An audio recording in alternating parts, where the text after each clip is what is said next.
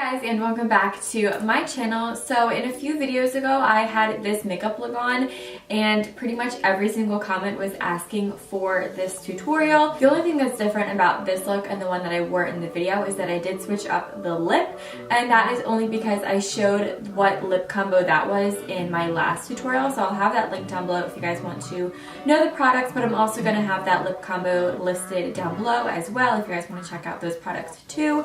But I just really am loving this lip combo right now, and I think this is a great look for every day. It is a lot of face makeup because honestly the secret to an everyday flawless look is a flawless face where it just looks effortless. So if you guys want to see how to get this look, then keep on watching.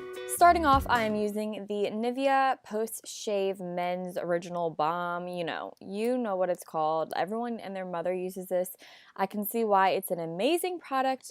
Basically, it looks like I'm being super rough with my skin, but what you're supposed to do is rub it in until it gets tacky. So right here where it looks like I'm rubbing really hard, it's just tacky and it's getting harder to rub, but that means that it is good to go and will work really, really well. This is a new product that I just picked up. It's the Makeup Forever Smoothing Primer, and the girl at the Makeup Forever store told me not to use this on my whole entire face because I'll absolutely hate it.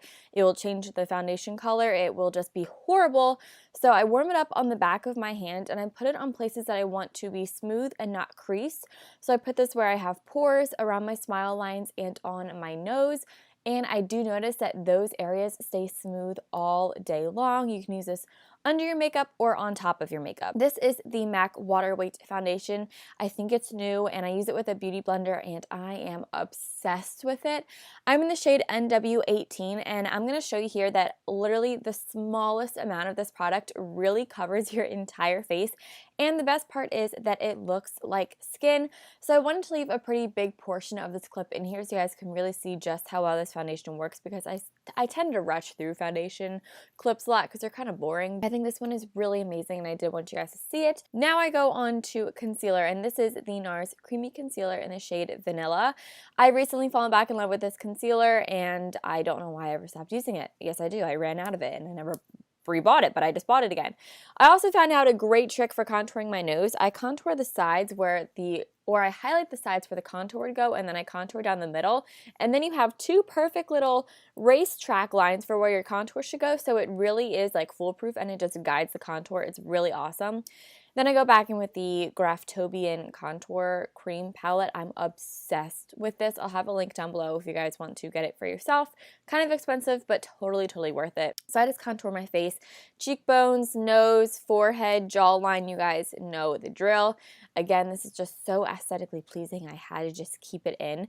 But yeah, having that highlight as the guideline really does help with the contour, and it just gives it a path to go down, whatever you want to say, and I just really think this method is great. And then I go in with a beauty blender and blend it all together at the same time. This really just makes it go easier, faster, and I think it helps it look a little bit more natural if you blend your highlight and contour together at the same time. So I'm just blending everything out, and then we're ready to move on to the next step. Now I go back in with an oldie but a goodie, and this is the Laura Mercier Secret Brightening Powder, and this is made for the under eyes. The reason I love this so much is because it is just super lightweight and doesn't crease my concealer. It doesn't get cakey, and just a really nice under eye powder.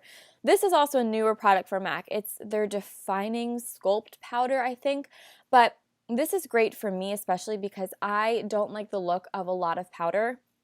But I tend to have a heavy hand when I apply powder, and this is a gel-based powder, so it really looks like skin and it just smooths out your face and your complexion, and it's so natural and it's very hard to get too much of it. Then I also go back over the parts that I didn't set with powder, which is anywhere that I contoured, and I use NARS Laguna, which has a little bit of a shimmer to it, but that's just so that I look a little bit sun-kissed and a little tanner and not so dead, because sometimes when I use a matte bronzer all over my face, I just look really dead and one-dimensional even though I'm using a bunch of different products. So this one just has a little bit of shimmer to do that. And then I go back in with a matte shade to contour. This is the Kevyn Aucoin Sculpting Powder in the shade Medium. It's my favorite. It's my go-to. I'm really enjoying this product a lot right now. Then I obviously go back in and contour the sides of my nose. A little tiny bit of this product goes a super, super long way. I still like using an eye defining brush. I think it works the best for contouring, and it just gives you really, really nice straight lines. And then I go back in with a blending brush and I blend that all together until it's nice and blended out. This is the Makeup Forever Pro Sculpting Duo. This is the pink one. I think it's number 1. Oh no, maybe it's number 2, whatever. Let me explain why I'm doing my highlight before my blush. I used to always do blush then highlight, but recently whenever I do that, I realize that my highlight kind of wipes my blush off in a weird way, and then it gives me this weird look to my blush and to my highlight. So I switched up the order and I'm really a fan of how it looks. So I do my highlight first and then I go in with my blush. I also just love this highlight. I think it's gorgeous, and I also will do the little exclamation mark trick on my nose to make the contour look better. This is Tarte Dazzled Blush. It's my favorite right now. It's probably the only blush that will ever look good on me for the rest of my life. I put this on just the apples of my cheeks and it just gives my face a nice radiant look and it just looks healthy and glowing. Then I go back in with the Makeup Forever primer, and I really make sure to warm this up on my skin before I apply it, because if you apply directly to your skin, you're going to wipe off your makeup. But I put this right back over where I put it to begin with, and it's not taking off any makeup. It just smooths it out completely. So I love that. Now I'm going to go in and show you guys what I've been doing with my brows. I've been getting a ton of questions about it, so I'm going to show you. This is the Anastasia Dip Brow in the shade Ebony. I go in and I define the top of my brow first, which is something that I don't normally do. And then I don't bring it all the way down to the tail, but then I'll go back in and I'll define the bottom of my brow. But as you can see, I don't really bring my line in. I don't really extend my brow. I just kind of outline the bulk of my brow, I guess you could say.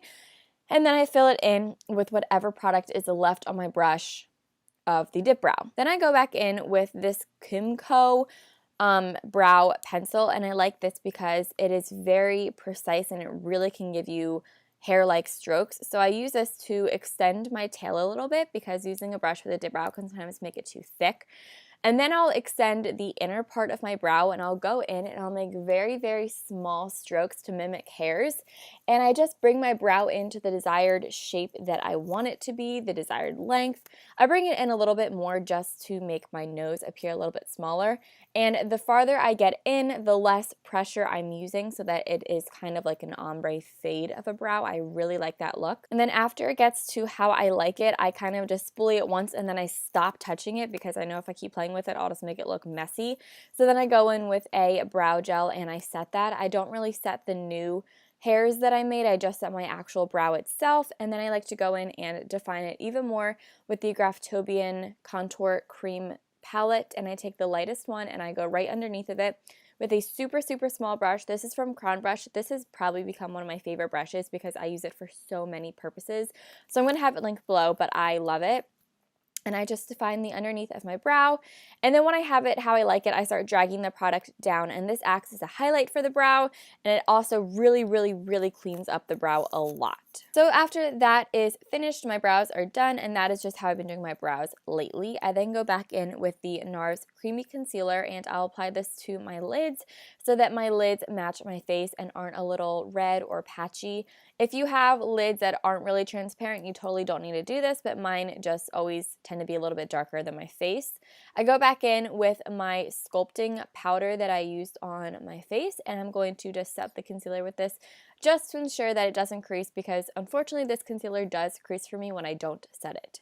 This is the Kevyn Aucoin sculpting powder again, and I'm just going in and contouring the socket of my eye. I like doing this because it really gives my eye dimension and shape and depth, and it doesn't look flat and 1D. I'll show you in a minute that it really does just transform the eye and give it shape and bring it back to life. So I really don't skip out on this step.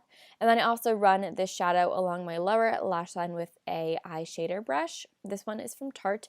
Doesn't really matter what you use. And then I always go in with the Slate Eye Pencil by MAC, and I'll outline the lower third of my lash line just to give it some shape and dimension again. Next, I go in and I tightline my eyes. Since I don't wear eyeliner on the top, I do like to tightline my eyes just to make my lashes appear a bit more black black and my lash line a bit fuller. So this is the Urban Decay Zero Glide On Liner, and then I'm just applying waterproof mascara to my lower lashes. Make sure that whatever mascara you put on your lower lashes is waterproof, because if not, there is a great chance that it will transfer onto your lower eyelid, under eye area, you know what I mean, and it just isn't cute. That was a really good angle by me. Good job, Tori. Pro filmer right here. This is Floof. I use this on my inner corners all the time. People love it. People compliment it. That's what I use on my inner corners. And then I take nylon, which is a frost, so it really just shows up as a beautiful sheen underneath your brows. And I do this to highlight the brows. I lost my microphone. This is the Too Faced Lip Primer Original. I love this. I put this on first to prep my lips, and it really just keeps the lip combo on a lot longer. I really do recommend this step. I think it works great. The lipstick that I use is Snob by MAC. I'm a huge fan of this lipstick. It is a great Barbie pink, but it's not too like, whoa girl, you're Nicki Minaj 2009. Like, no, it's a really, really cute pink. It's nice and vibrant, and it really does liven up your face again. I really do enjoy this color a lot. And then for gloss, I like to go in with NARS Turkish Delight. Sometimes I'll use my Makeup Forever Artist Pro Plexi Gloss in number 200. Sometimes I'll use NYX Sweetheart. Really, any kind of gloss you want will work with this, but today I just used NARS Turkish Delight, and I loved the combo that it came out as. So that is my look. I hope you guys all enjoyed this. If you recreate it, please tweet me pictures. I definitely want to see. I hope you guys all have an amazing day. I love you all so, so, so much, and I'll talk to you in my next video. Bye.